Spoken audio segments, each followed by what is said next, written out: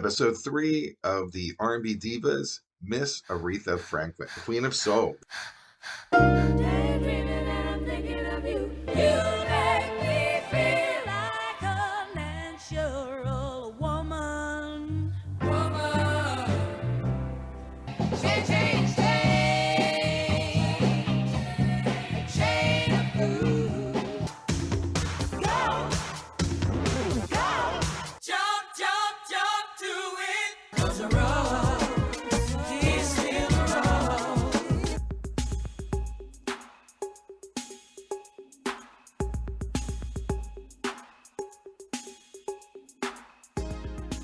Welcome to Something Came from Baltimore. My name is Tom Gouker. Something Came from Baltimore is a jazz, blues, and R&B podcast and radio show, and it's not really about Baltimore.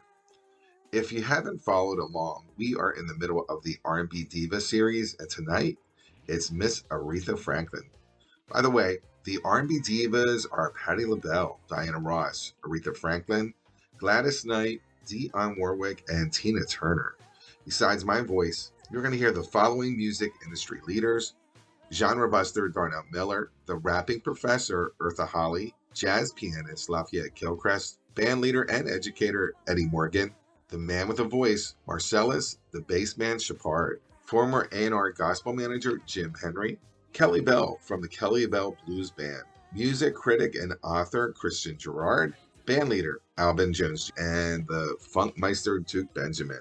The Queen of Soul, that's Aretha Franklin. Gospel roots to American Songbook, to Respect, to Rock Steady, to Freeway of Love, to Singing for the Obama's inauguration, to A Rose is a Rose, and Aretha Franklin is a truth teller. Let's get into the episode.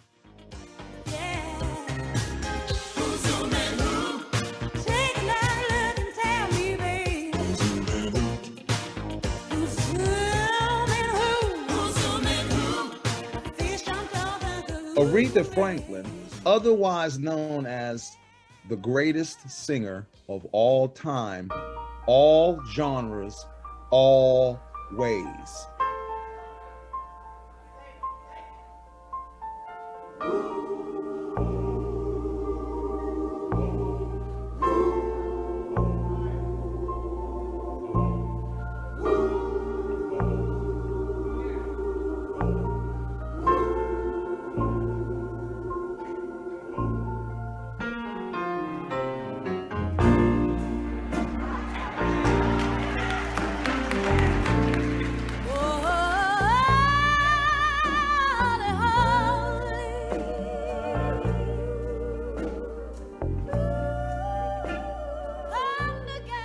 Aretha's story is just so complex, coming out of the church, her mom passed, her father was very demanding as a pastor, but very complex, but truly one who held on to her beliefs and her love of God, right? So raised in the church, and that gospel feel had always been in the undertones of her music, right? So how great it was that she was finally able to express herself with that live recording in the church, which became one of the biggest gospel albums ever known to mankind, still may be to this date, right?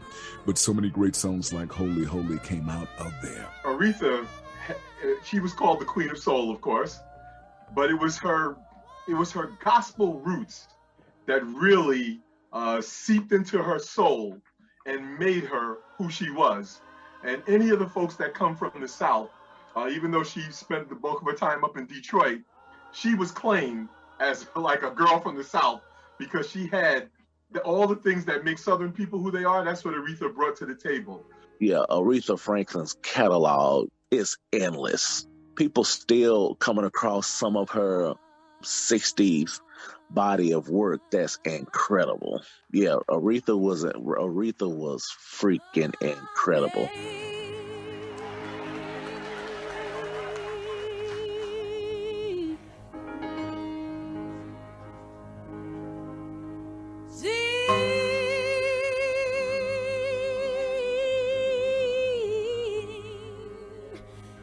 Amazing grace.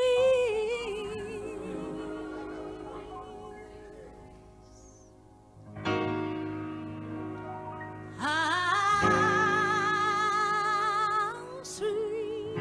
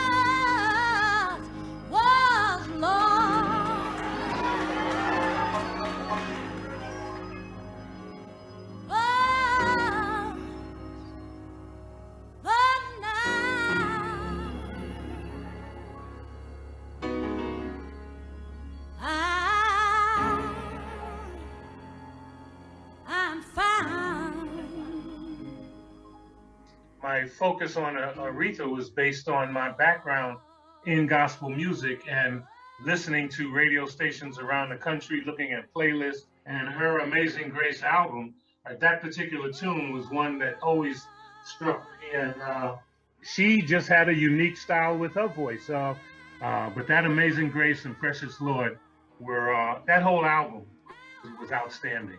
My Aretha album, Amazing Grace. Amazing Grace, I think it's 1971. It's the New Temple Ministry Baptist Church in Los Angeles with Reverend James Cleveland. I just feel that someone at her caliber, just say, this is what I'm doing. She didn't have to. It's just like a monster album. It's a Saturday afternoon. You put it on, you run through the whole thing, and you're happy afterwards. Amazing Grace. Her cover of Amazing Grace is incredible. It's incredible. It was certain notes that she hit on that song that's like that. It's like it justifies her being the queen of soul. To me, she had the soul and the spirit of Mahalia Jackson. She was able to channel all that kind of incredible gospel power from Mahalia.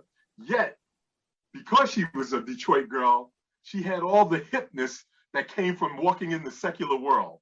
So she was able to marry the incredible power and sensibility of gospel with the vibe and the energy of the street. And that's what, to me, what made Aretha who she was. And I just, on a whim, I was like, Aretha Franklin's at Wolf Trap. I'm going. And I mean, literally bought a ticket that day for the next day, went there, and I was in the front row. So she comes out, and I know this is going to sound terribly sexist, so I apologize, but I became a 11-year-old girl. When she walked out, I yelped. And I mean, I screamed like a punk. Then later on, she came around to my side, and I stood up. I am, again, 6'3", 300 pounds. She comes over, touches my hand. I immediately start crying like she kicked my puppy. I mean, it was just ridiculous. Aretha Franklin, ain't no way, man. Ain't no way. Kills me. For me to love you. For me to give you all you need. If you won't let me give all of me.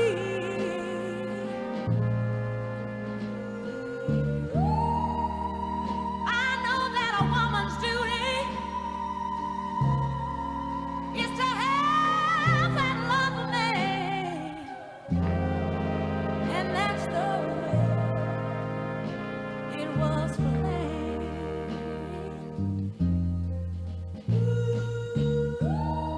Oh, but how can I give you all the things I can if you're tying both of my hands? But my favorite is one she did with her sister Carolyn called Ain't No Way. And Carolyn is singing a high, almost angelic part on there. It's almost haunting. And it's like, that was a little gem that I liked from her. I'm giving him something he can feel. Yes, I am, babe, to let you know my love. Giving him something he can feel. Curtis Mayfield was writing his tail off around that time. And when she does that live, it's incredible. She sings the hell out of that song live. And of course, I'm thinking, my favorite album / her best album is the Sparkle soundtrack. And the only reason why I didn't say Amazing Grace, because, I'm keeping it R&B, but Amazing Grace is a gospel album. But if we want to keep it R&B, the Sparkle soundtrack, a hard tie between that and the Who's Zoomin' Who album. Jump, jump, jump to it.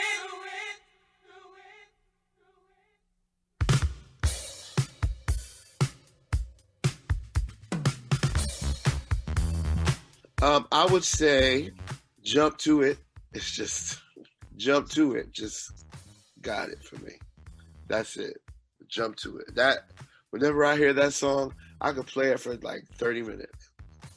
I wish there was a 30-minute remix.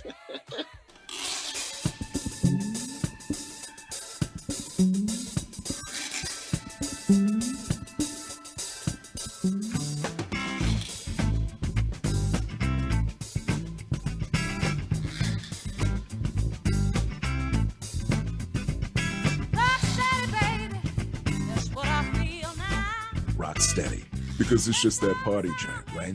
It's her in there with the band, you know, the Cats from Muscle Shoals, they did their thing with her and definitely provided a great soundtrack. But that Rocksteady is just, you know, it's party time. The organs in there, that bass line and the drums, and it's a great time, man. Well, you know, I mean, she's obviously, I mean, it's just cliche to say it, but she's one of the greats, top 3, top 5 of all time in terms of popular music vocalists of any sort.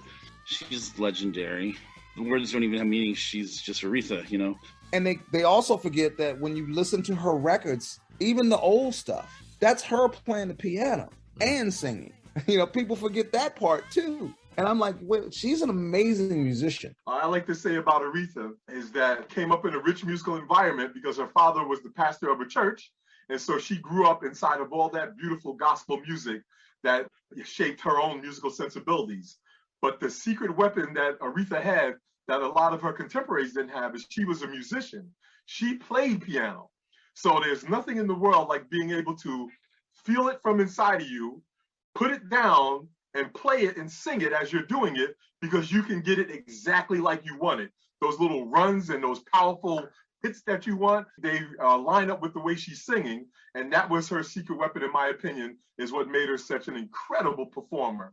From what I understand, she started having hits when she went down the Muscle Shoals guys. Yeah, that's where she kind of found her groove. I mean, long story short, it seemed like it took a short minute for them to find her, you know, and let her just go ahead and do what she could do. You know, and she was a great writer, great arranger, just a great musician, a musician's musician.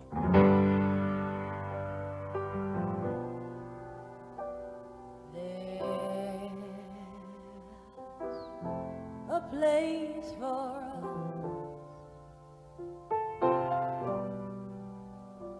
somewhere. There is a place for peace and quiet and open air. It waits for us somewhere. One of my favorite pieces of hers is an orchestral piece. I'm big on strings. Strings just add so much drama to a song. And when you add Aretha's voice to it, it's a whole nother layer of complexity that is there. But she has a song called Somewhere. Somewhere is on her Hey Now Hey album, The Other Side of the Sky, which was 1973. But that's kind of like one of those showpieces from plays, if you will. There's a place for us somewhere, peace and quiet and open air. It waits for us somewhere. So lyrically, it's lustful, right? But then when you have the strings and her voice, it's a lot of drama there, and I just love it. And then she had I like that Freeway song. I was always fond of that song. I can't deny it. Riding on the freeway. Got me riding on the freeway of a love that I never remember the lyrics. I'm a trumpet player.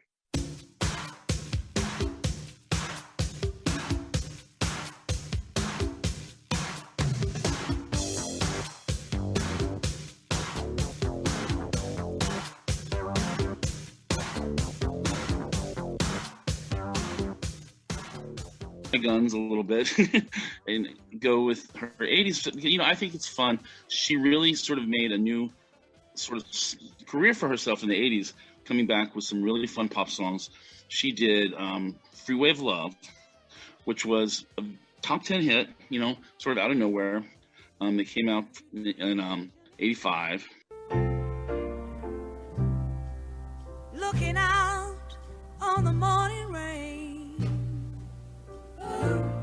I used to feel so uninspired.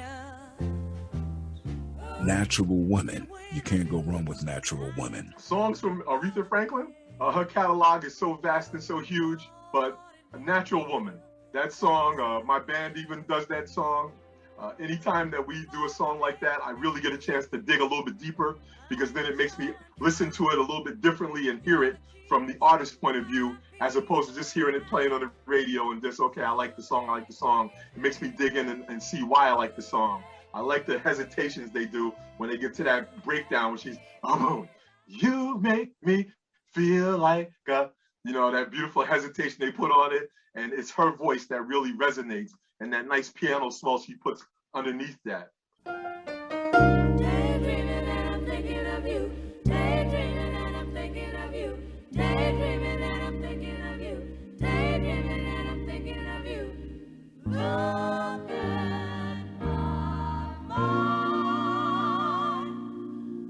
floating away. Daydreaming, I love, right? It just kind of starts out and, it's kind of slow and moving and flowing, but then that rhythm hits you and it, just kind of moves with you, right? What she did on the Grammys, or when she sang Nessun Dorma, that was phenomenal. Nessun dorma, nessun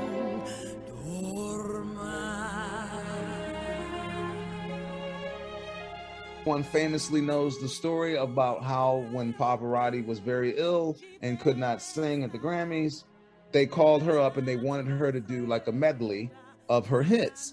And she asked what aria that Pavarotti was supposed to do. And then, of course, she got up there, sang it in both Italian and English. And no one knew that she had been studying for years at Juilliard, opera.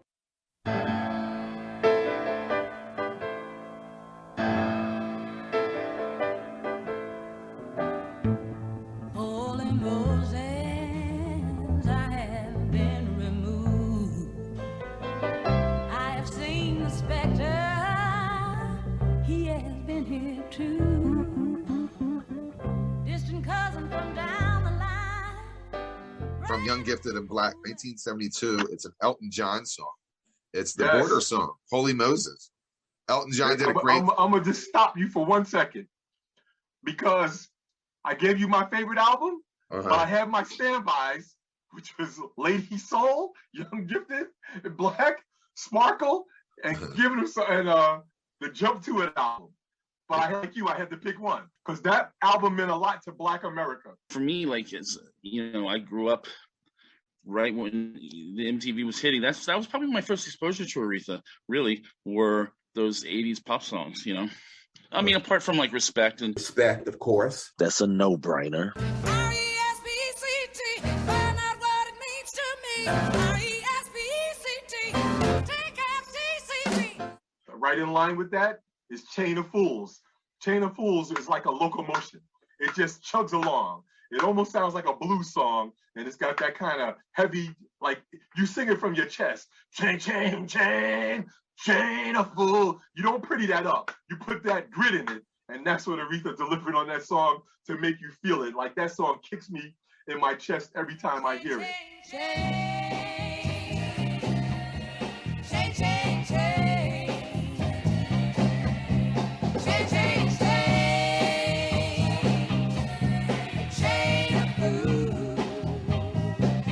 Said before, she was the greatest singer of all time. I like Spanish Harlem. And my dark horse song from her is a tune that it shocked me that she pulled it out. And that is Spanish Harlem. Don't know if she spent a lot of time walking through Spanish Harlem, or if she was influenced by the folks she knew from the area, or just the Spanish culture in general. But that is just a beautiful song that she raps some wonderful lyrics in it. Spanish Harlem. There is a rose in Spanish Harlem. God, that sounds terrible, man. Don't put me on there singing, man.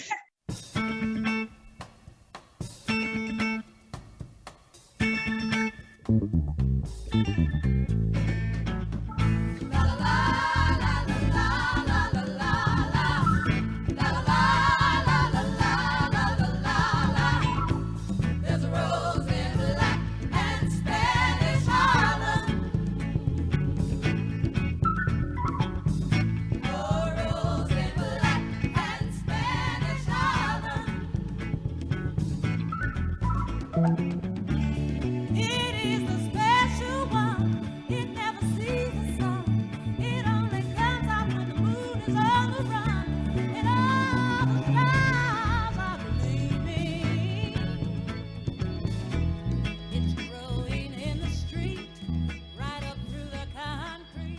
And on my list is I Never Loved a Man. I like Do Right Woman, The House That Jack Built. Precious Lord. Oh, Precious Lord, Take My Hand. Till You Come Back to Me. I remember I used to play that as a little kid. Like, this is an amazing song. Till You Come Back to Me. That's what I'm going to do.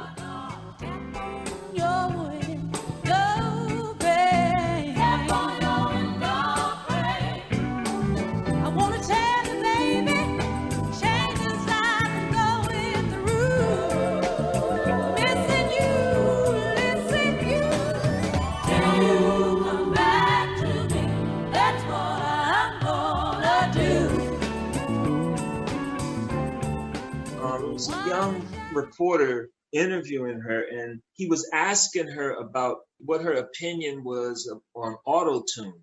And it was funny because he had to explain what auto-tune was to her. She didn't even know what that is. And when he explained it to her, she just said, what?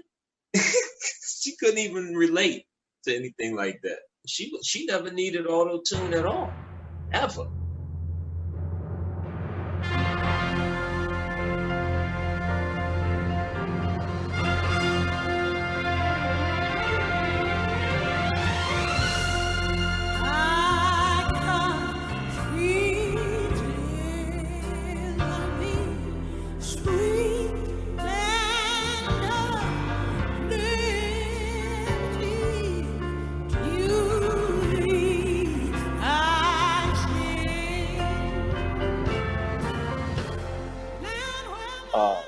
And these are later years things when she sang for President Obama. She was just the queen of soul. I mean, who's better than Aretha? Yeah, I mean, she had hits her whole life. She had, whenever she wanted to come out and make a hit, she could. It seemed like she could do it, man. I mean, she was hot in the 80s. And she had a big duet with Eurythmics. Sisters Are Doing It for Themselves, which is another one I liked. The #1 single with George Michael, I Knew You Were Waiting for Me. So she really came back in the 80s with some good stuff. I mean, she had a duet with George Michael that was a big hit.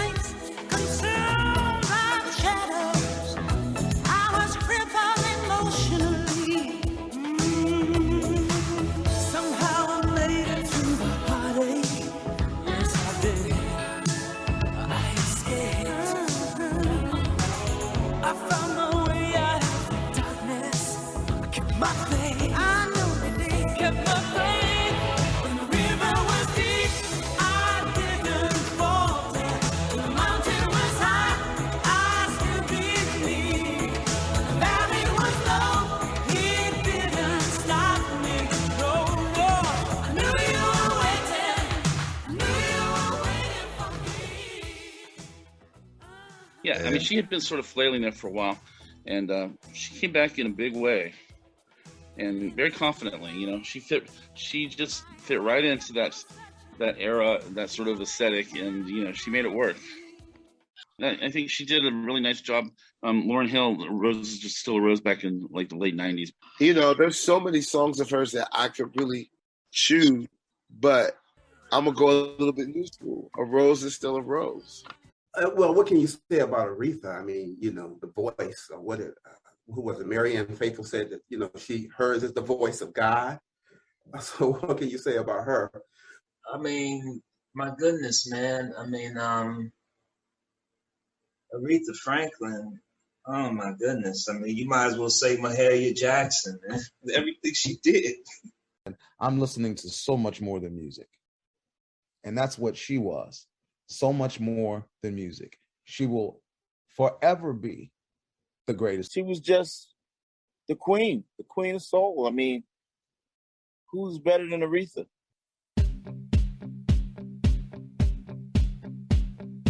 There's a fire burning in my heart, reaching a fever pitch, and it's bringing me out of the dark.